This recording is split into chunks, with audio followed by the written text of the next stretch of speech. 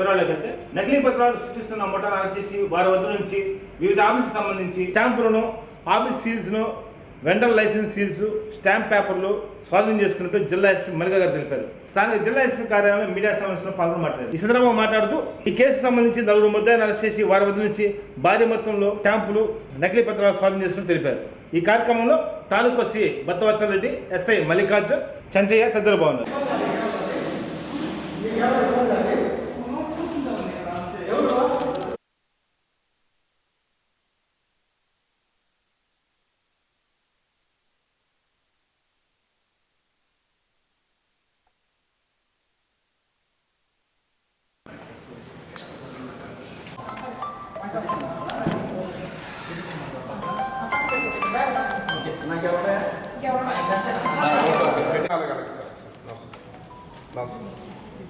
ఒక్క నిమిషం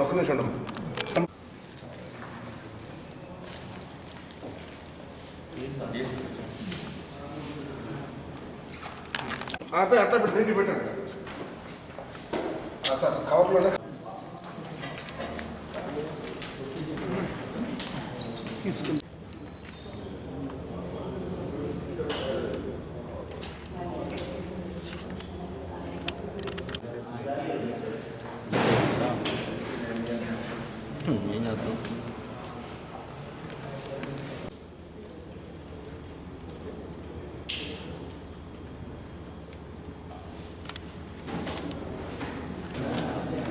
నాకు నైన్కి ఉండాను నేను వెళ్ళి చూసి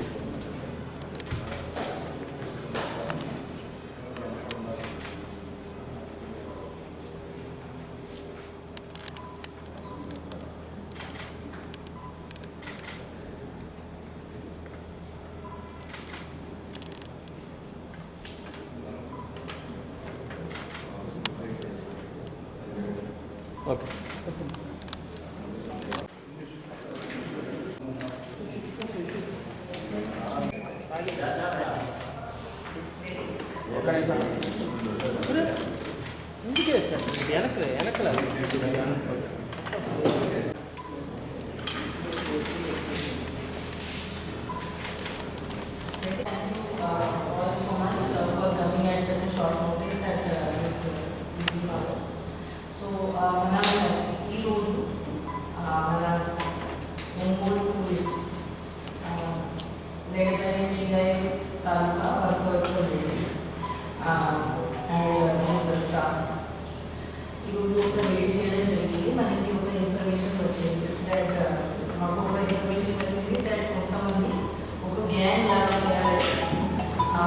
government officials fake stamps create చేసి వాళ్ళ దగ్గర చాలా గవర్నమెంట్ బ్లాంక్ డాక్యుమెంట్స్ కూడా ఉన్నాయి, ఎంటీ స్టాంప్ పేపర్స్ ఉన్నాయి, dating back to very old year వచ్చి ఇలాంటి వాళ్ళ దగ్గర గవర్నమెంట్ స్టాంప్స్తో పాటు డాక్యుమెంట్స్ ఉన్నాయి. ఇలాంటి ఇన్ఫర్మేషన్ వచ్చిన తర్వాత మన పోలీస్ డిపార్ట్మెంట్ సిబ్బందులు ఒక రేడ్ కోసం వెళ్ళారు. సో ఆ రేడ్ ఒక పర్సన్ చిత్రాల పూర్ణచంద్రరావు ఇంట్లో ఈరోజు చేయడం జరిగింది. అదే ఇంట్లో మనకి చాలా డాక్యుమెంట్స్ అండ్ ఫేక్ సీల్స్ దొరికినాయి. MRO office, stamps and seals, panchayat office, registrar office, stamp vendor fake licence seals,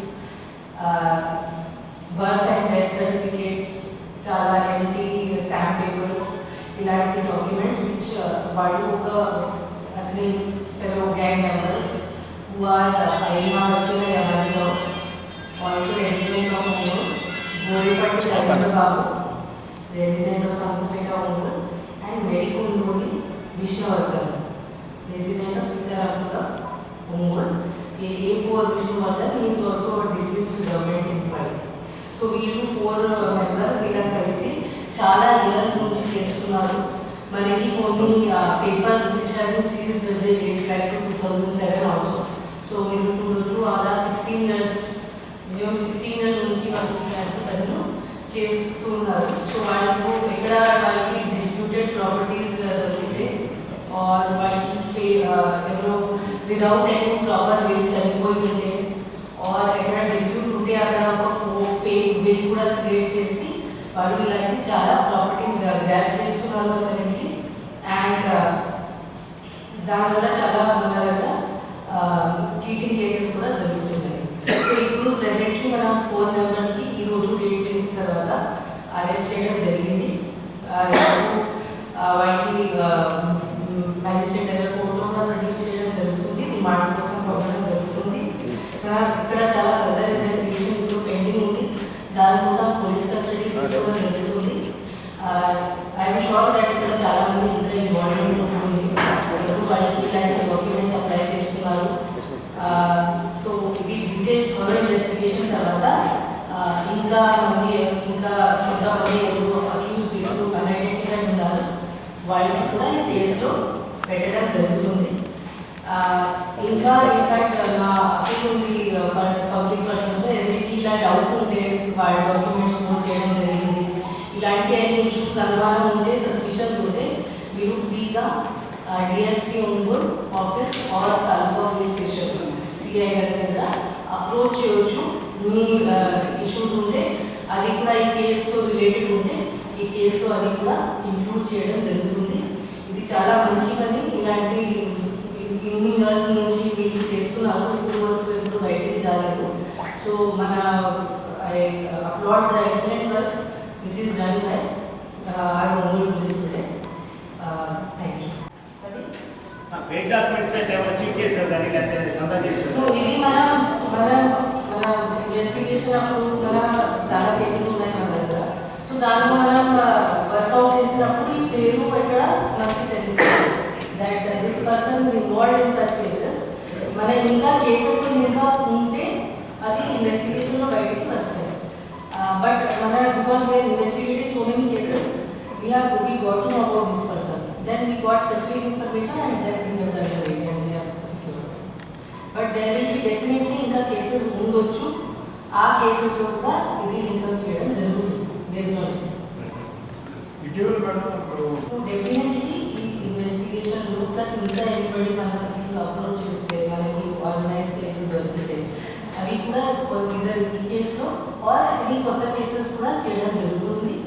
ఇలాంటి స్పెసిఫిక్ ఇన్ఫర్మేషన్ నా దగ్గర ఇప్పుడు లేదు, but any information which is there based on evidence all action will be. Ramayapatnam ఓడరేవు నిర్మాణం అభివృద్ధి పరంగా నెల్లూరు ప్రకాశం జిల్లాలకు చిత్రాలు పూర్తిగా మారనున్నాయని రాష్ట్ర media academy chairman Kommineni Srinivas అన్నారు. స్థానిక ఎన్ఎస్పీ గెస్ట్ హౌస్లో మీడియా సమావేశంలో పాల్గొని మాట్లాడారు.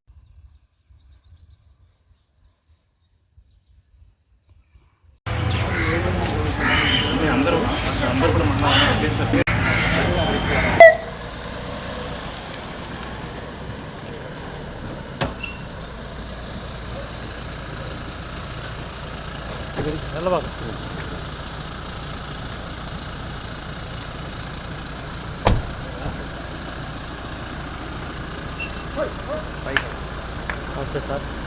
నేను నెల్లూరు ప్రోగ్రాంకి వెళ్ళి తిరిగి వస్తూ రామాయపట్నం ఓడరేవును కూడా సందర్శించడం జరిగింది.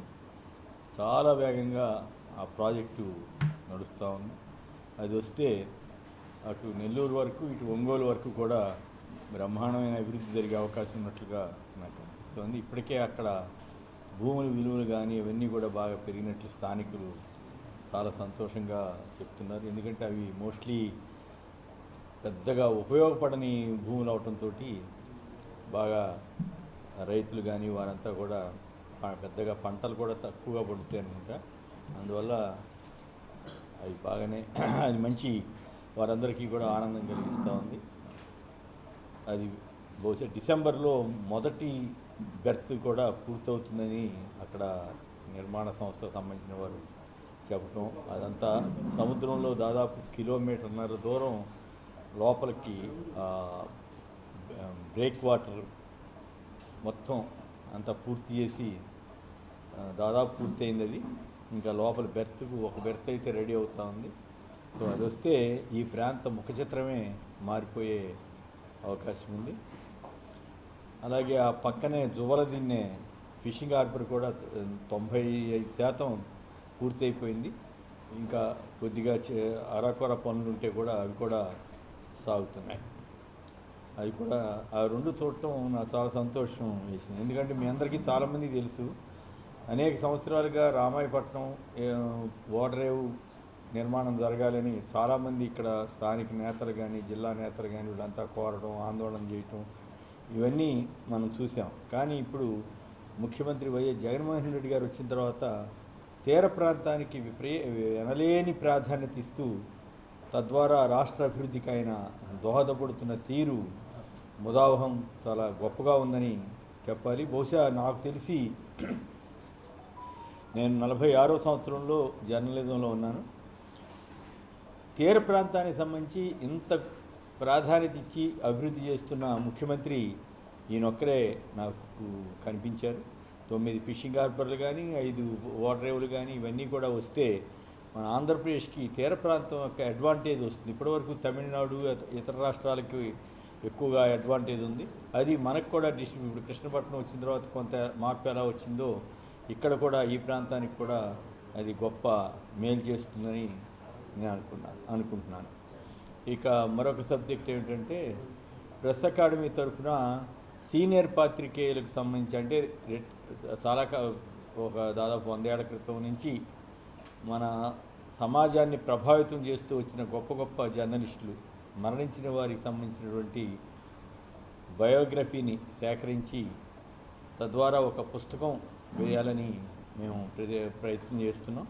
దాంట్లో ముట్నూరు కృష్ణారావు మొదలు కాశీనాథులు, నాగేశ్వరరావు పంతులు, ఈ జిల్లాకు సంబంధించి మన చీరాలకు సంబంధించినటువంటి కోటమరాజు రామారావు గారు, అలాగే కాసా సుబ్బారావు గారు, అలాగే జీకే రెడ్డి గారు, ఇలాంటి ఎందరో ప్రముఖుల జీవిత చరిత్రని మనం సంక్షిప్తంగా ప్రచురించడం, పుస్తక రూపంలో తీసుకురావడం ద్వారా భావితరాల జర్నలిస్టులకి అవి స్ఫూర్తిదాయకంగా ఉండాలని మేము ప్రయత్నం చేస్తున్నాం.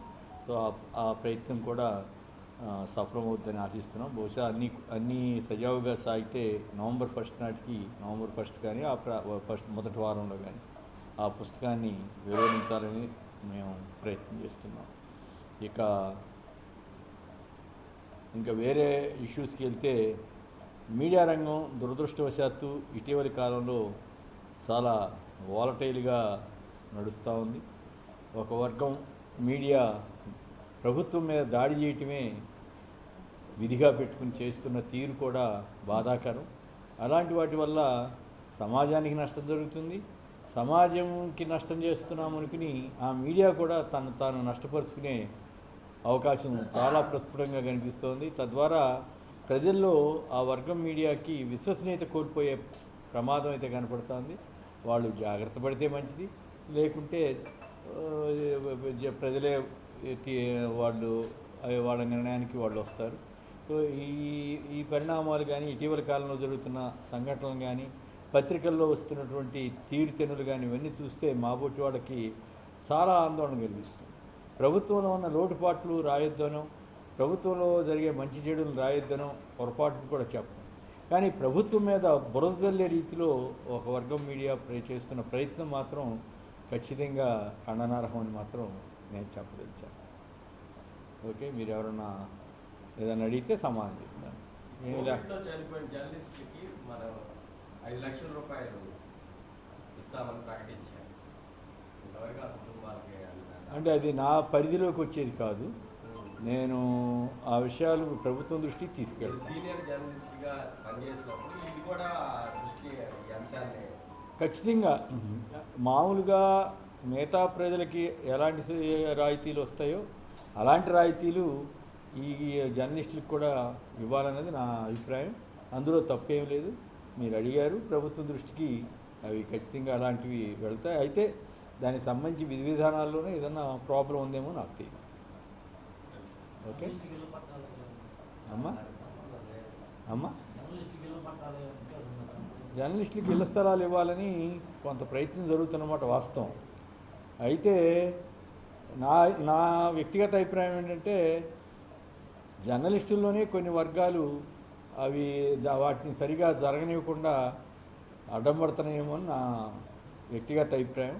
దానికి కారణం ఏంటంటే ఎక్కడైనా పేదలకి ప్రభుత్వం స్థల సేకరణ చేసి ఇళ్ల స్థలాలు ఇస్తున్న సందర్భంలో దాన్ని ఎలా చెడగొట్టాలని రాసే పరిస్థితి ఉన్నప్పుడు జర్నలిస్టులకి ఇచ్చినా కూడా ఆ వర్గం మీడియా అలాగే చేస్తుందేమో అని నాకు అనిపిస్తూ ఉంది. కానీ నాకు దృష్టికి వచ్చిన అంశం ఏంటంటే జర్నలిస్టులైనా ప్రజలైనా పేద వర్గాలు వాళ్ళలో ఉన్న పేద వర్గాలు ఎవరికైనా సరే ఖచ్చితంగా ప్రభుత్వం అందజేస్తున్న సదుపాయాలు సమకూరాలన్నది నా కోరిక.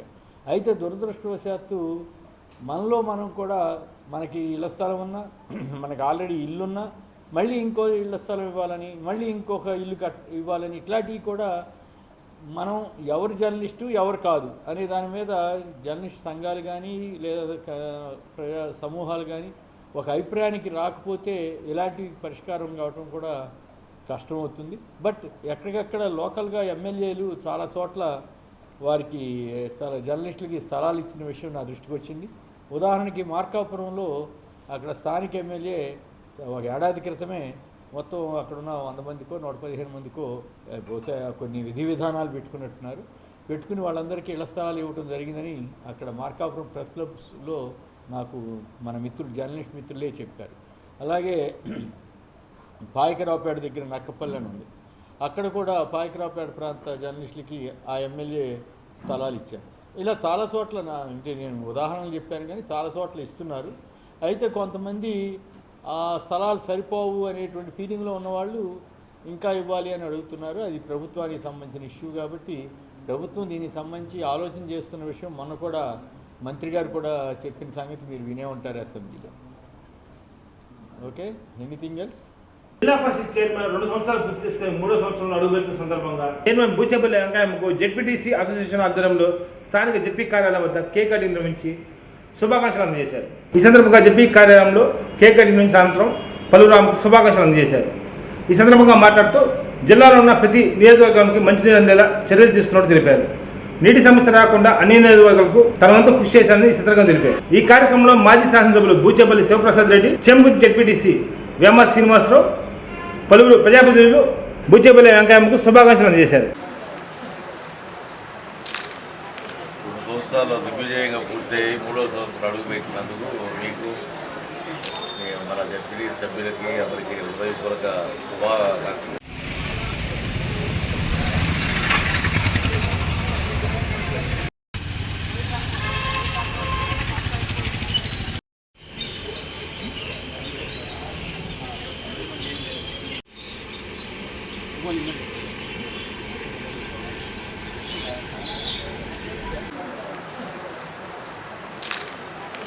సంవత్సరాలు దిగ్విజయంగా పూర్తయి 3వ సంవత్సరం అడుగుపెట్టినందుకు మీకు మన జెడ్పీ సభ్యులకి అందరికీ హృదయపూర్వక శుభాకాంక్షలు.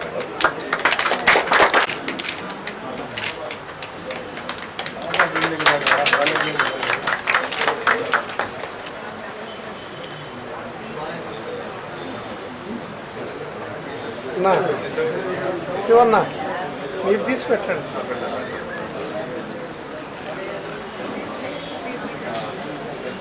స్పూన్ తీసుకున్నా.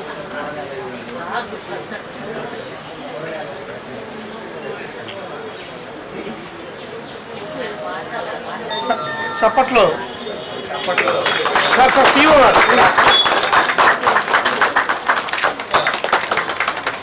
సావధాన ముహూర్తే సావధాన శుభలగ్నే సావధాన లక్ష్మీనారాయణ ధ్యాన సావధాన తదేవ లగ్నం సుదినం తదేవ తారాబలం చంద్రబలం తదేవ విద్యాబలం దైవబలం తదేవ లక్ష్మీ ఆయుష్యేంద్రియే ప్రతిష్టతి.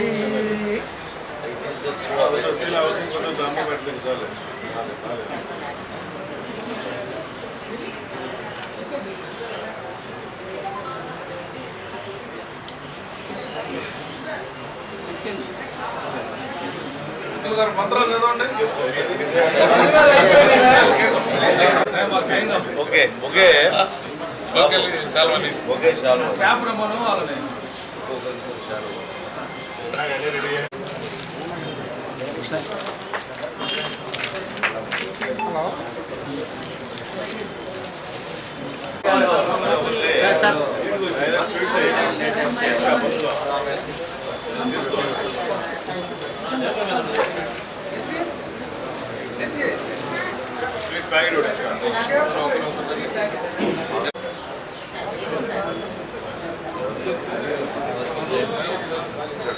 ఏమా ఏంటన్నా చూడే ఏంటి ఏడదు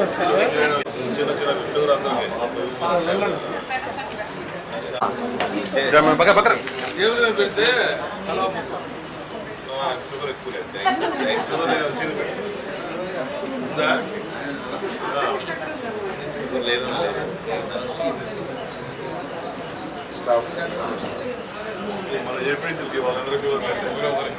మందులు ఆడ పెట్టే అలా నేను చేయని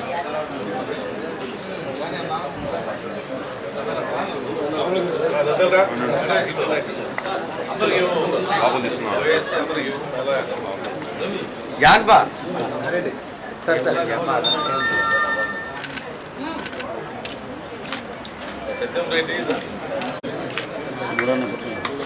అయింది ఏది ఉన్నావుగా ఇంకేంది దేవులో పెట్టు ధన్యవాదాలు ఒప్పించాలి.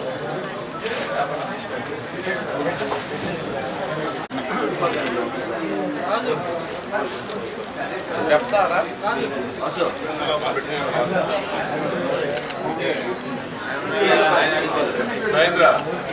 వీడియో లోపల పెట్టేశాడు మాట్లాడు లోపల మాట్లాడు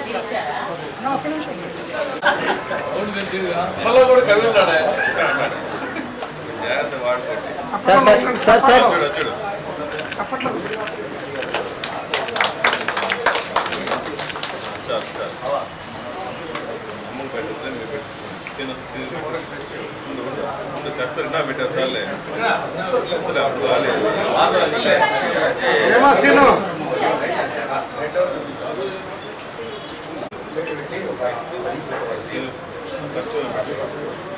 సీను కూడా పెట్టు ఒకసారి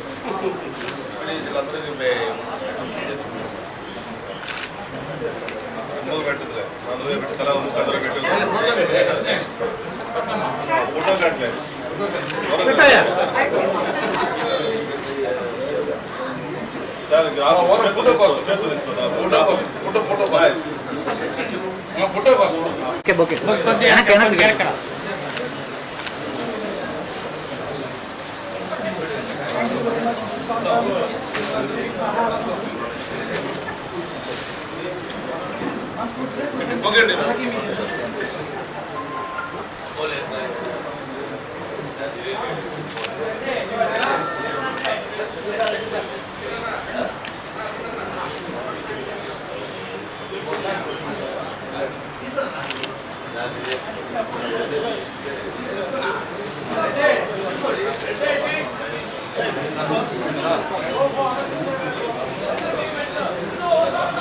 సార్ సార్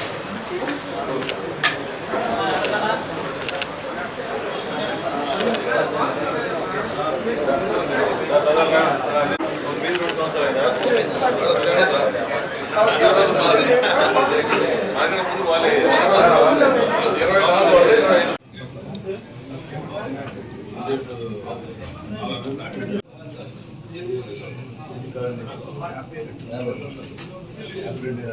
ఈ రోజుకి మనం 2 సంవత్సరాలు మన జడ్పీ చైర్మన్ గా 2 సంవత్సరాలైనా పూర్తి చేసుకున్న సందర్భంగా అందరికీ శుభాకాంక్షలు తెలియజేసుకుంటున్నాను.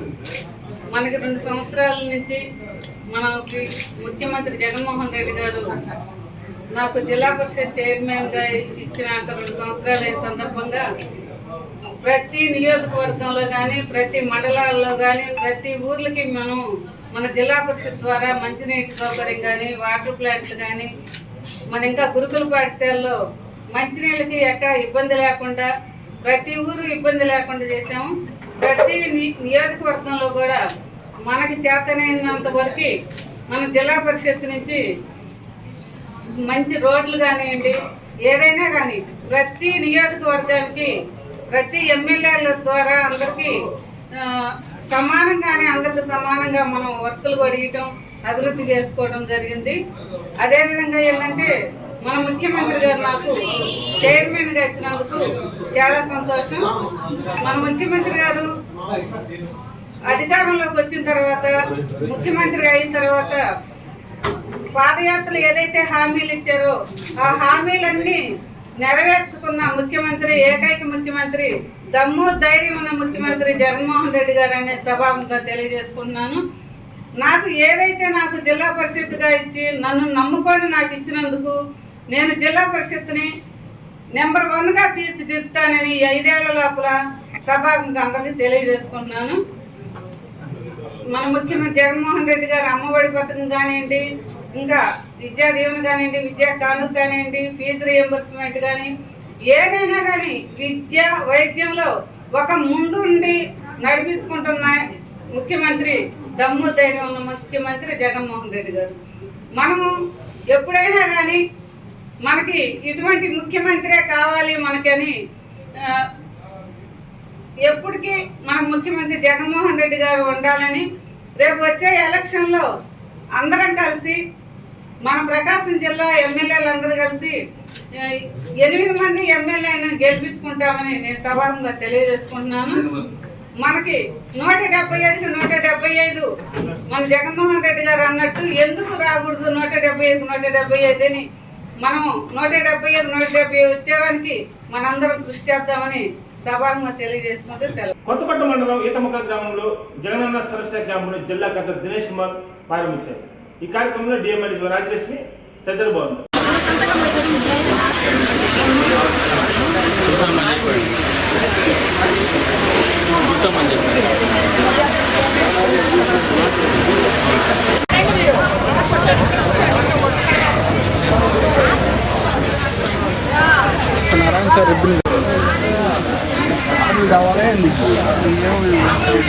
ఇచ్చారు కదా.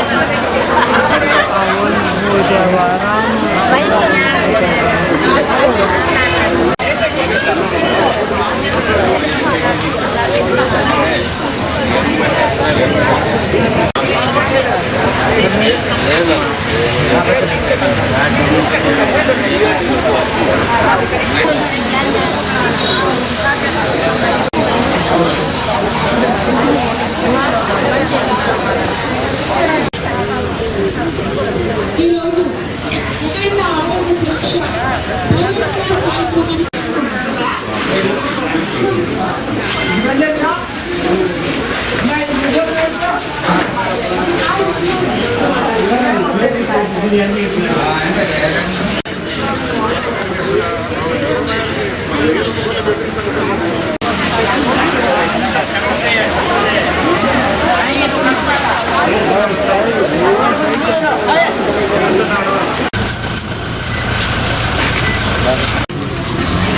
Sir madam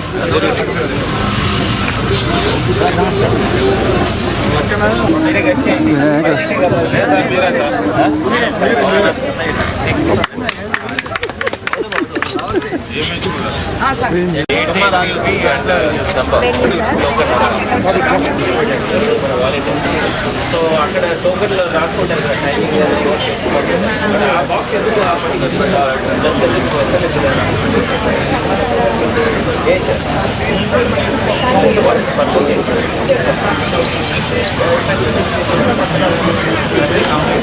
only friends registrations వరకు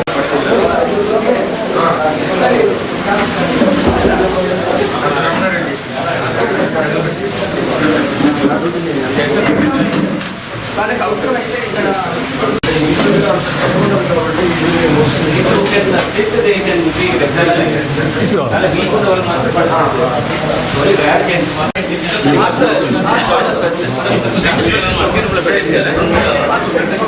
అక్కడి నుంచి వస్తారు సార్.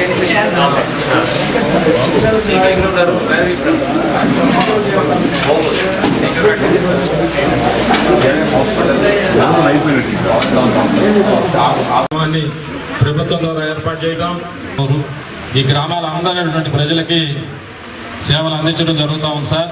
అదేవిధంగా ఈరోజు ఈ మహత్తరమైన కార్యక్రమాన్ని మన గౌరవ ముఖ్యమంత్రి గారు చేపట్టడం, దాని ద్వారా ఈ గ్రామంలో ఈ కార్యక్రమాన్ని ఏర్పాటు చేయడం మీ అందరికీ కూడా అధికారులకి, ప్రభుత్వానికి అందరికీ కూడా పేరు పేరు. అదేవిధంగా జిల్లా వైద్య శాఖ అధికారి డిఎంహెచ్ఓ మేడం గారికి, డాక్టర్స్కి, ఇక్కడ ఈరోజు మన గ్రామానికి ఇచ్చేసిన ప్రతి డాక్టర్, అందరు ప్రభుత్వ ఉద్యోగస్తులందరికీ ఇక్కడ వచ్చినటువంటి పేద సరిగా వైఎస్ జగన్మోహన్ రెడ్డి గారు ఇప్పుడే మన పేదల కోసం మన గ్రామంలో కూడా పేరు పేరున గ్రామం తరఫున సెల్యూట్ చేస్తూ నమస్తే నమస్తే.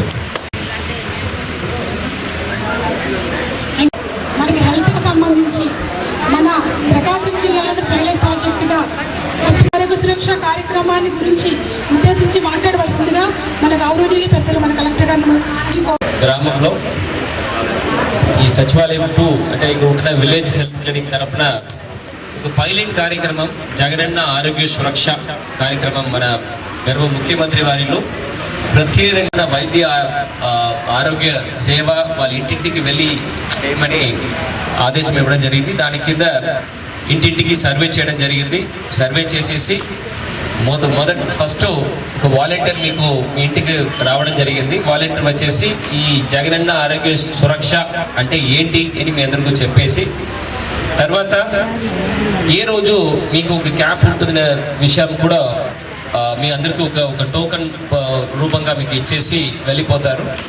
మీ మొబైల్లో ఎవరెవరు ఈ స్మార్ట్ మొబైల్స్ పెట్టుకుంటున్నారు, ఆ స్మార్ట్ మొబైల్స్లో ఈ ఆరోగ్యశ్రీ అని ఒక అప్లికేషన్, ఒక యాప్ ఉంటుంది, అది డౌన్లోడ్ చేయమని కూడా వాళ్ళకి ఆదేశం ఇవ్వడం జరిగింది. ఎవరెవరికి స్మార్ట్ ఫోన్స్ ఉంటుందో అది ఫస్ట్ చేసుకోవచ్చు. సో అది చేసుకొని ఇవాళ సబ్సిక్వెంట్గా ఏఎన్ఎం అండ్ ఆశాలో మీ ఇంటికి రావడం జరిగింది. వచ్చేసి మీకు బేసికల్గా బీపీ ఉంటుందా లేదా, మీకు షుగర్ ఉంటుందా లేదా, అండ్ వేరే ఏదైనా ముఖ్యమైన రోగాలు ఏమి ఉంటుందా లేదా అని చూసుకొని దాని గురించి నా టెస్ట్లు 1 or 2 టెస్ట్లు, ముఖ్యంగా BP test and sugar test ఇంట్లో ఎంతమంది ఉన్నారు వాళ్ళందరికీ కూడా చేయమని ముఖ్యమంత్రి గారు చెప్పడం జరిగింది. అది చేసిన తర్వాత మీకు ఒక షీట్ వాళ్ళు యాప్లో నోట్ చేసుకుని వెళ్తారు. ఒక టోకన్ నెంబర్ ఇవ్వడం జరుగుతుంది. ఆ టోకన్ నెంబర్ మీరు తీసుకువచ్చేసి ఇక్కడ ఫస్ట్ కౌంటర్లు ఇచ్చిన తర్వాత ఆ పర్టికులర్ టోకన్ నుంచి మీకు ఒక సీరియల్ నెంబర్ ఇస్తారు. అంటే మీరు వచ్చినప్పుడు 1, 2, 3 ఒక ప్రయారిటీ లిస్ట్ క్యూ ఉండాలి కదా, దానికోసం ఒక నంబర్ ఇవ్వడం జరుగుతుంది. ఆ నంబర్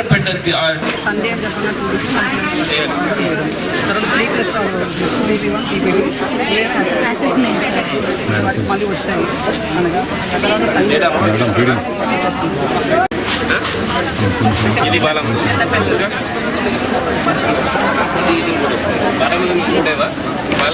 ఇది 1 year నుంచి 3 years బాలామృతం 2.5 kg ఈ వార్తల సమాప్తం. నమస్కారం.